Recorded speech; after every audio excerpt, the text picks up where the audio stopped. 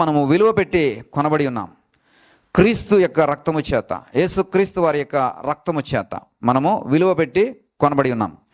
విలువ పెట్టి కొనబడినటువంటి వస్తువు ఏదైనా ఉందనుకోండి, దాన్ని చాలా జాగ్రత్తగా చూసుకుంటాం.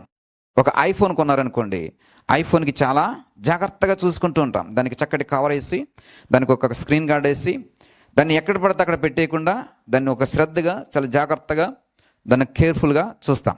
అలాగే విలువ పెట్టి కొనబడినటువంటి నీవు, అంటే నీ జీవితము ఎవరికనే ఉచితంగా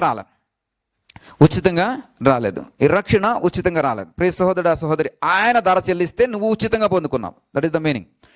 ఆయన ధర చెల్లిస్తే నువ్వు ఉచితంగా పొందుకున్నాం.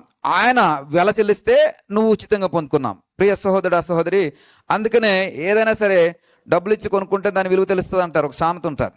ఒక సామెత మీ అందరికీ తెలుసు. డబ్బులు ఇచ్చి కొంటాడు తెలుస్తుంది విలువ అంటారు. వాడు వీడు గిఫ్ట్గా ఇచ్చింది దాని విలువ తెలియకపోవచ్చు, కానీ సొంత డబ్బులు పెట్టుకుంటే వాడికి ఏం తెలుస్తుందండి?